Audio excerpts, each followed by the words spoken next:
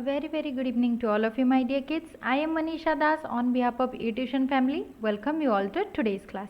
Let me remind you that our eTuition family is providing quality education for your better tomorrow. So don't forget to be part of our eTuition family. My dear class 9 students, today we are the last part, that is part 3 of our lesson, improvement in food resources.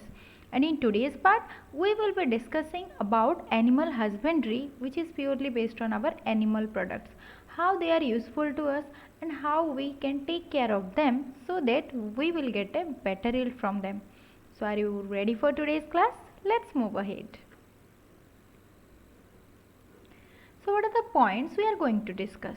First of all, we will know that what is animal husbandry. After that, we will discuss what is the need of animal husbandry, cattle farming, poultry farming, fish production, okay, and beekeeping. See, cattle means cows, buffaloes, how they help us. Poultry means our egg laying birds, fish, and bee gives us honey. These are the products we get from our animals. So how we can take care of them and how they will give us a better yield. So let's discuss in today's class. See how these farm animals are happy and enjoying. Okay. So what is animal husbandry? Animal husbandry is the scientific management of animal livestock. It includes various aspects such as feeding, breeding, disease control.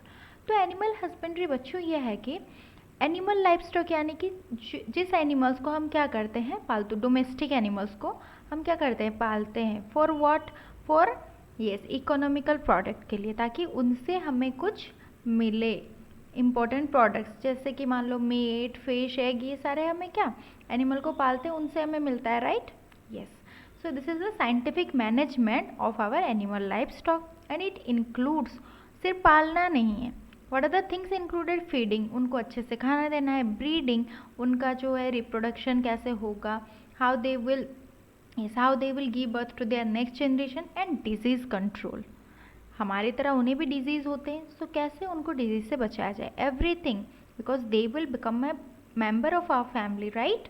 For that, जैसे कि हम इंसानों की care करते हैं, like that we will take care of this farm animals. Okay, yes.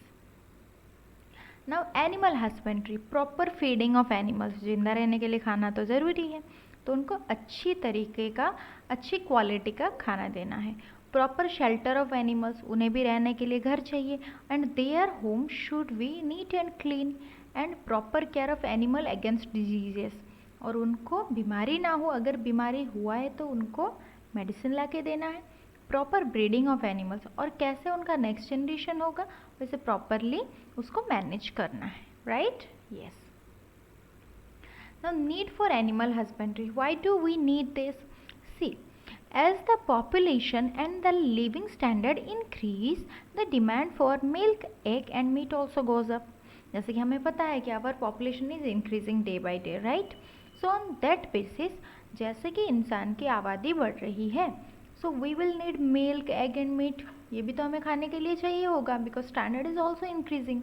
So ये बढ़ेगा कैसे? Hence, to bring a revolutionary increase in the production of milk, egg and fish, meat, इसको सब ज़्यादा बढ़ाने के लिए, उसके प्रोडक्शन को हमें क्या करना है? We will take the help of our animal husbandry. For animal food, animal husbandry is essential. Understood? Yes. Now what is cattle farming? See, cattle farming is done for two purposes. One is dairy, it means for getting milk. Another one is for draught. Draught means animals which are used for agricultural tasks like tilling, irrigation and carting. So on the above basis, cattle are divided into two categories. एक होता है milch breed, they are called as dairy animals. These include the animals which are kept for obtaining milk. Indian milch cattle belong to two different species. एक है cows, जिसे हम क्या बोलते हैं, Bos indicus, it is a biological nomenclature. And buffaloes is Bos bubalis. So, तो क्या है बच्चों कि हमें कैटल जो फार्मिंग करते हैं ना, तो काउस या फिर बुफेलोज को ग्रो करना होता है, राइट? सो हमें किस लिए चाहिए cattle farming? For milk production. हमें मिल्क चाहिए इसी की वजह से। और क्या है, कुछ ड्रॉट एनिमल्स भी होते हैं जो क्या करते हैं, जैसे कि for the process of tilling, हल चलाने के लिए हमें क्या करना है, यस उनका हेल्प चाहिए, बुल्स का, right. And tilling, irrigation, carting, bullock cart आप देख रहे हो, बुलक्स की इसीलिए ज़रूरत होती है, राइट। सो उसी के हिसाब से कुछ डेयरी एनिमल्स होते हैं जो कि हमारे काउज हैं और बुफेलोज हो सकते हैं, वो क्या करते हैं, हमें मिल्क या फिर मिल्क बेस्ड प्रोडक्ट देते हैं, right. Next one is draught animals, जो क्या करेंगे, एग्रीकल्चरल प्रैक्टिसेस में हेल्प करेंगे और कार्टिंग, ट्रांसपोर्टेशन के लिए हेल्प करेंगे। Then next, different breeds of cows, okay. So one is indigenous breed and one is exotic breed, then cross breed. See indigenous breed है हमारे यहाँ पे जो मिलता है, एक्सोटिक मीन बाहर के कुछ वैराइटीज़ लाएंगे और उनको क्रॉस ब्रीड करने के बाद हमें कुछ नए ब्रीड मिलते हैं, राइट। सो इंडिजिनस ब्रीड क्या है काउज के, साहिवाल, गिर, रेड सिंधी एंड थरपरकर। और एक्सोटिक ब्रीड क्या है, Jersey, Brown Swiss and Holstein Friesian. और उनको क्रॉस ब्रीड करने के बाद हमें क्या मिलता है, Karan Swiss, Karan Fries and Frieswal, okay. Then breed, buffaloes के ब्रीड भी है, Murrah, Mehsana and Surti, okay, understood, yes.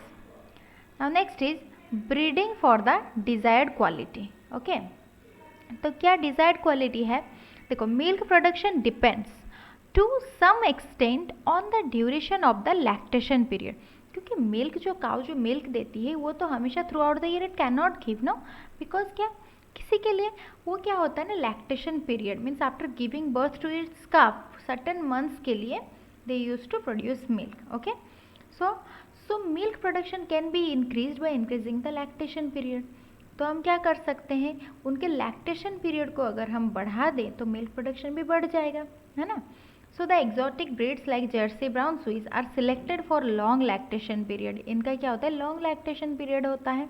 वही लोकल ब्रीड्स जो कि रेड सिंधी और साहिवाल थे, उनका क्या है, डिजीज रेजिस्टेंट होते हैं।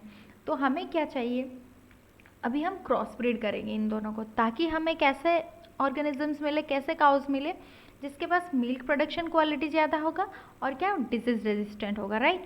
तो अगर दोनों क्वालिटी मिल जाएंगे तो हमारे पास तो सुपर ब्रीड आ जाएंगे, है ना।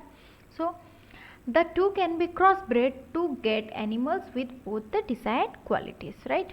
देन द ब्रीडिंग में be done by natural method से हो सकता है या फिर आर्टिफिशियल इंसेमिनेशन। इसमें क्या किया जाता है, जो हमारा सिलेक्टेड बुल होता है उससे सीमेन कलेक्ट किया जाता है, after that it is transported into the female genital tract, okay. So injecting the semen obtained from the desired bull into the reproductive tract of the desired cow. Then some successful cross अभी हमने देखा, करन Swiss जो कि क्या brown Swiss और साहिवाल के cross breed से बनता है। Next one is Karan Fries, cross breed of Holstein Friesian and Sahiwal, okay, yes. Next is C farm management practices. तो grooming and shelter for cattle, रहने के लिए घर चाहिए, उनके लिए घर हमने बना लिया, but proper cleaning and shelter facilities for cows, अच्छे से साफ सफाई होनी चाहिए। आप कभी गंदे घर में रहोगे, no, right. So for them also same thing, उनका जो घर होगा the shelter should be clean. And buffaloes are required for human farming, for the health of the animals and for the production of clean milk as well. तो साफ रखने से हमें milk भी अच्छे से मिलेगा। Animal require regular brushing to remove डैट एंड लूज हेयर, तो उनको क्या अच्छे से नहलाना है, उनके बालों को अच्छे से कॉम्ब करना है, लाइक दैट कि उनके बॉडी में अगर रहेगा कुछ भी पॉल्यूशन टाइप मटेरियल तो क्या होगा, हमारा जो मिल्क वहाँ से आएगा वो भी क्लीन नहीं होगा, राइट। तो उन्हें क्लीन रखने से the milk produced will be clean. Then they should be sheltered under well ventilated roof, यानी कि हवा का जो है अच्छी तरह से वेंटिलेशन हो, रेन, हीट और कोल्ड से वो प्रोटेक्टेड रहें। And the floor of the cattle shed needs to be sloping, sloping क्यों रहना है, ताकि क्या है, दे यूज टू यूरिनेट, है ना, तो जो कि साफ करने के लिए ईजी हो, right. And the shelter should be spacious enough for animals to stay comfortably, you can see उनके बीच में स्पेसेस है, राइट, ताकि वो कंफर्टेबली रह सकें, yes, okay. Next is, okay, wait, next is the shelter should have proper arrangement for clean drinking water, वहाँ पे पानी के लिए भी, क्लीन ड्रिंकिंग वाटर के लिए भी फैसिलिटीज़ रहनी चाहिए। नेक्स्ट चीज़ यहाँ पे देखो, हमारा काव रेडी है खाने के लिए, सो उनको भी फूड चाहिए, right. Food requirements of our dairy animals, so it is of 2 types, okay. पहला होता है maintenance requirement, the food which helps in maintaining normal metabolic activities of the body, जैसे कि ये वाला तो कंटिन्यू खाना ही है, ठीक है, नॉर्मल चीज़ होती है वो खाना है। Then after milk producing requirement, उसको और कुछ एक्स्ट्रा देना पड़ता है ताकि उसका क्या है, लैक्टेशन पीरियड क्या है, लॉन्ग रहे, है ना।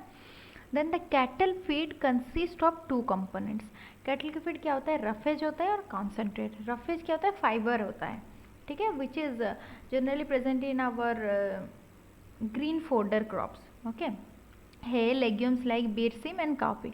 कॉन्सेंट्रेट्स क्या होता है, it is low in fibres, fibres कम होते हैं लेकिन विटामिन और न्यूट्रिएंट्स, प्रोटीन्स ये सारे ज़्यादा होते हैं, जैसे कि cotton seeds, oil seeds, oats, barley, gram and their by products like wheat, beans and molasses. So cattle need balanced ration, जैसे हम लोग का बैलेंस्ड डाइट चाहिए होता है, उनके लिए भी बैलेंस चाहिए जिसमें ऑल न्यूट्रिएंट्स प्रॉपर प्रोपोर्शन में हो, okay. Beside such nutritious food material certain feed additives, जैसे कि अगर आप बीमार हो तो आपको कुछ एक्स्ट्रा सप्लीमेंट दिया जाता है ना, लाइक दैट जो मिल्क गिविंग यानी कि मिल्क काउज होते हैं उनको क्या किया जाता है, उनको भी कुछ एक्स्ट्रा सप्लीमेंट्स दिया जाता है ताकि उनके हेल्थ और मिल्क का क्वालिटी बढ़ जाए। इंटरेस्टिंग ना, ओके। नेक्स्ट इज सी, जैसे कि हमें बीमारी होती है, okay, these animals also have can suffer from diseases. So the disease of dairy animals are broadly classified into disease caused by parasites, which is external parasite like tick, mite, lice, and internal parasites are worms, okay. तो parasites की वजह से उनको बीमारी हो सकती है और उस केस में हमें क्या करना है, वो कम्युनिकेबल भी हो सकती हैं जो कि एक जानवर से दूसरे जानवर को फैल सके। तो यहाँ पे हमें क्या करना है, आइसोलेट कर देना है ना, अलग कर देना है, लाइक बैक्टीरिया की वजह से, वायरस और फंगस की वजह से। So non communicable diseases caused किसकी वजह से, न्यूट्रिएंट सही से ना मिले उसके वजह से हो सकता है। सो सिम्टम्स ऑफ सिक एनिमल, कैसे पता चलेगा कि ये एनिमल सिक है, वो थोड़ा तो अलग होगा। कैसे अलग होगा, the animal become inactive and remain isolated, वो इनएक्टिव हो जाता है, जैसे कि वहाँ पे देखो वो काव पड़ा हुआ है। इट स्टॉप्स ईटिंग फूड, खाना खाना बंद कर देती है। इट मूव स्लोली और लिम्स, अच्छे से नहीं चल पाती है, आलस जैसा होता है।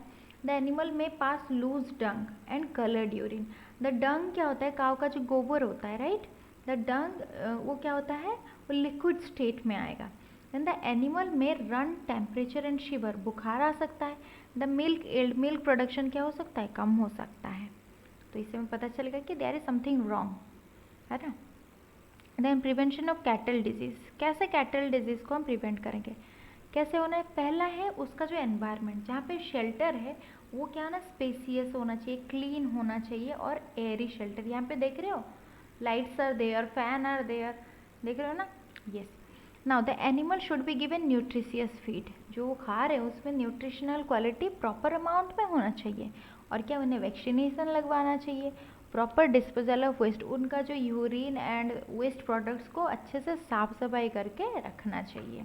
और क्या करना है, जिसकी तबीयत खराब है उसे अलग रखना है ना, आइसोलेशन। 2 गज दूरी, मास्क है ज़रूरी, वहाँ पे 2 गज दूरी, क्या बीमारी से बचना है ज़रूरी, okay. Next is poultry farming. Poultry तो सबको पता है, चिकन हम खाते हैं, right. Poultry farming undertaken to raise domestic fowl, domesticated birds को किसकी वजह से, एक प्रोडक्शन के लिए और मीट के लिए, जब हम उन्हें क्या करते हैं, ग्रो करते हैं, that is called as poultry farming. So improved poultry breeds are developed and farmed to produce layers for eggs, तो जो अंडे देते हैं उन्हें लेयर्स बोला जाता है, and broilers for meat, okay, meat के लिए हम ब्रॉयलर्स। सी, पोल्ट्री फार्मिंग क्या है, the cross breeding programs between Indian and foreign, जैसे वहाँ पे हमने देखा था, यहाँ पे भी क्या किया जाएगा, क्रॉस ब्रीडिंग।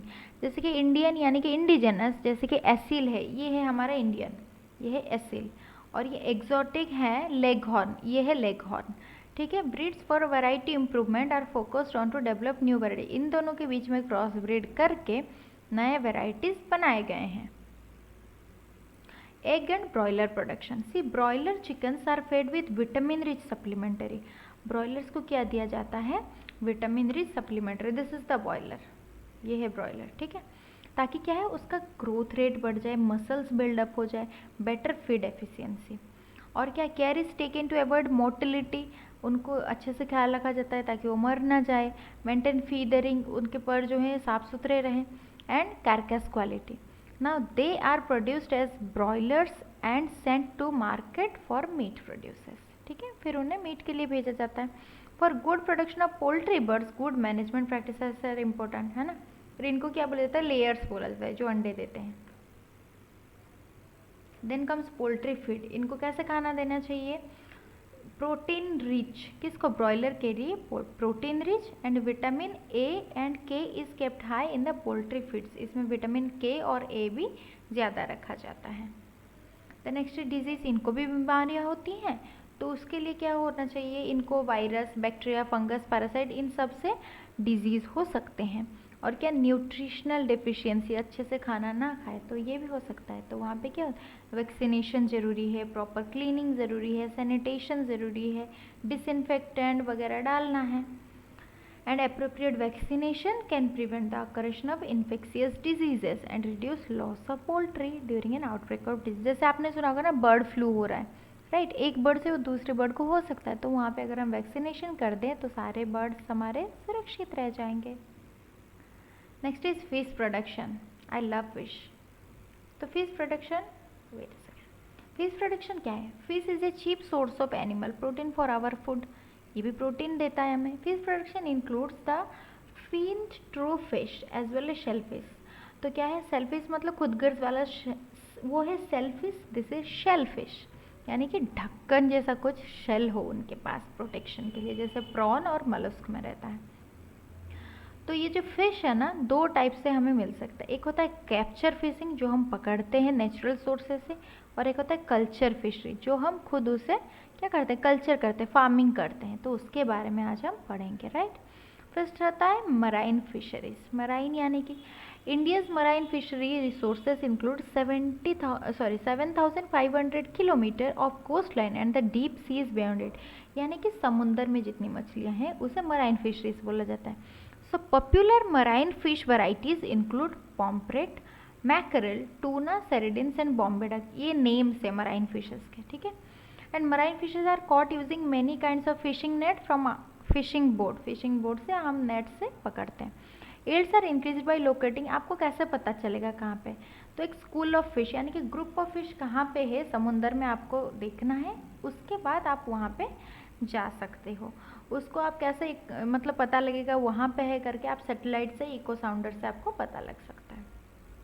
सो ये देखो, ये है pomfret fish, then it's mackerel fish, then it's tuna, then sardines and Bombay duck. तो ये है हमारे जो फिश है, और ये है उनसे बने हुए टेस्टी टेस्टी डिश। मुँह में पानी आया, मुझे भी, आज सोमवार है, नहीं खाते, मतलब like I don't eat. Then marine fish, marine fish के और कुछ भी हैं, see some marine fish of high economic value are also farmed in sea water, और बहुत सारे के इकोनॉमिक वैल्यू होते हैं, जैसे fishes like mullets, vetki, okay, ये है मुलेट, ये है वेटकी, एंड पॉल स्पॉट, ये है पॉल स्पॉट, शेलफिश सच ये है प्रॉन, ये है मुसेल्स एंड ऑयस्टर्स, राइट। और सीवीड भी कुछ होते हैं। As marine fish stock get further depleted, तो जैसे कि देखो, हर एक बार हम अगर फिशिंग पे जाएंगे तो उनके नंबर तो कम हो जाएंगे, तो उसे हम क्या कर सकते हैं, उसको आर्टिफिशियली हम इस मराइन फिश का कल्चर कर सकते हैं, जिसे मैरी कल्चर भी बोला जाता है। Next is sea oysters are also cultivated for the pearls they make, okay. So ये क्या है, ऑयस्टर, इनके बीच में क्या मोती बनती है। Now inland fisheries, inland fisheries क्या है, फ्रेश वाटर रिसोर्सेज जैसे रिवर में, रिजर्वायर, पॉन्ड और कैनल में। और क्या ब्रैकिश वाटर क्या है, जहाँ पे सी वाटर और फ्रेश वाटर को मिला के वहाँ से हम इस्चरीज और lagoons are also important fish reservoirs. While capturing fish is also done in such inland water bodies, the yield is not high. So most feed production from these resources is through aquaculture. वहाँ पे हम artificially aquaculture करते हैं। और पता है आपको, fish culture is sometimes done in combination with A rice crop. आप राइस क्रॉप के साथ आप फिश कल्चर भी कर सकते हो। ताकि क्या वो सेम वाटर को यूज़ करके फिश क्या कर सके, वहाँ पे ग्रो कर सके, और फिश से जो कुछ वेस्ट प्रोडक्ट्स मिलते हैं वो कौन यूज़ कर सके, हमारा plant. Next is intensive fish farming. इसमें क्या है, 4-5 टाइप्स के ना। More intensive farming can be done in composite fish culture system. इसमें क्या किया जाता है, लोकल और इम्पोर्टेड फिश को मिक्स किया जाता है। इन सच ए सिस्टम में कॉम्बिनेशन ऑफ 5 या 6 टाइप के फिश को हम एक साथ पॉन्ड में रखेंगे, कल्चर करेंगे, लेकिन हम ऐसा चूज़ करेंगे ताकि एक दूसरे झगड़ा लगे, फाइटिंग लगेंगे तो कैसा होगा, दुश्मन ना हो एक दूसरे के, ठीक है, मिलजुल के रहें। As a result the food available in all parts of the pond. और देखो कुछ फिश होते हैं ना सरफेस में होते हैं, कुछ फिश होते हैं मिडिल में होते हैं, कुछ फिश होते हैं पूरा अंडर द वाटर। तो हमें ऐसे फिश चूज़ करने हैं जो इसी टाइप में हो। अगर सभी ऊपर रहेंगे तो कैसा होगा, जैसे कि कैटलेस आर सरफेस फीडर। ओके, तो कैटला क्या है, सरफेस, वो ऊपर आके खाना खाएगी। रोहू क्या करती है, मिडिल जोन में खाएगी। और क्या, मृगाल्स एंड कॉमन कार्प ये पूरा नीचे रह के खाते हैं। और ग्रास कार्प क्या करती है, वीड्स को खाती है। तो किसी के बीच में कंपटीशन नहीं होगा खाने के लिए और सभी अच्छे से बढ़ेंगे। यस। Next fish शीड। फिश शीड क्या है, मछली के बीज, यानी कि जो छोटे छोटे मछलियाँ होती हैं ना, यहाँ पे देख रहे हो छोटे छोटे मछलियाँ बन रही है, इसी को। लेकिन ये जो हम इंटेंसिव के लिए जो मिक्स्ड जो फिश कल्चर कर रहे हैं, इसमें क्या है ना, हमें क्या करना है, एक बार फिश को छोड़ने के बाद उनसे जो प्रोडक्शन होते हैं उसमें से कुछ तो रखना है, उसे फिश सीड बोलते हैं, जो छोटे छोटे मछली आते हैं नेक्स्ट कल्चर के लिए। ओके, तो यहाँ पे क्या होगा, सारे फिश मानसून में ही ब्रीड करती हैं, तो सारे फिश के सीड क्या हो जाएंगे, मिक्स हो जाएंगे। Even if fish seed is collected from the wild, it can be mixed with that of other species, मिल सकता है, उसमें मिल जाएगा। सो इसीलिए अभी क्या करना है हमें, तो सीड क्या है, प्योर नहीं मिल पाते थे, लेकिन अभी ऐसे टेक्निक्स आ गए हैं, तो क्या कर सकते हैं हम, उन्हें हार्मोनल स्टिमुलेशन, हार्मोन देके उन्हें मतलब ऐसे उनको फील कराएंगे कि आपका ब्रीडिंग सीजन आ गया है, और वो क्या कर लेंगे, ब्रीड कर लेंगे और हम कलेक्ट कर लेंगे। This is ensure the supply of pure fish seed in desired quantities. Next is bee keeping. Okay, bee keeping क्या है, सी बी से हमें क्या मिलता है, honey, right. So honey is widely used and therefore bee keeping for making honey has become an agricultural enterprises, क्योंकि ये बहुत ही ईजी होता है। Okay, bee keeping needs low investment आपको बहुत ही कम करना है। Farmers use it as an additional income generating activity. तो देखिए, इन एडिशन टू हनी, बीज से हमें क्या मिलता है, वॉक्स मिलते हैं, और जिससे क्या कैंडल्स, बहुत मेडिसिन्स बनते हैं, मेकअप के सामान बनते हैं। Next is bee keeping. See the local variety of bee used for commercial honey production are Apis cerana indica, ये है हमारा Apis cerana indica. Okay, Indian bee बोला जाता है। देन ए डोर्सटा, ये है हमारा ए डोर्सटा, जिसे रॉक बी बोला जाता है। फिर आता है A florea the little bee, ये है हमारा A florea the little bee. An Italian bee variety, ये है ए मेलिफेरा, ये है इटालियन बी वेराइटी। ये किसके लिए फेमस है, कि वो ज़्यादा ईल्ड कर सकता है हनी को, and this is the variety जिसको लोग ज़्यादा पसंद करते हैं क्योंकि ज़्यादा हनी देगा। एपीकल्चर क्या होता है, ये जो फार्मिंग करना हनी बी का, उसे एपीकल्चर बोला जाता है। जो इटालियन बीज है वो क्या कर सकती है, ज़्यादा हनी कलेक्शन कर सकती है और बहुत कम काटती है। And they stay in A given bee hive for a long period, उनको जैसे दिया जाएगा, ये जो क्या है, एपियरीज बोला जाता है, आप जैसे दोगे वो वहीं पे ही ग्रो करेंगे। So the value of quality of honey depends upon, तो हनी के सारे हनी के टेस्ट अलग अलग होते हैं। क्यों, कैसे, जो फ्लावर अवेलेबल है उसके हिसाब से। In addition to adequate quantity of pasturage, the kind of flowers available will definitely taste of honey. तो अलग अलग तरह के फ्लावर से बने हुए हनी का टेस्ट अलग अलग तरह से होता है, right. Yes, so now with this we have completed this chapter. Now एक हनी से ना हमें बहुत कुछ सीखने को मिलता है, like see kind words are like honey. अगर आप अच्छे से किसी से बात करोगे ना, वो हनी की तरह होता है, स्वीट टू द सोल, मन ही मन लगता है अच्छा कितना मीठा बोलते हैं। And healthy for the body, और आप भी सुरक्षित, बॉडी के लिए हेल्दी है, किसी के बारे में कुछ बुरा नहीं बोलना है। Understood? I hope you have understood. So at last I would like to request you, be a part of our eTuition family. Don't forget to watch, like, share and enjoy. Till then, stay safe, stay happy and thank you.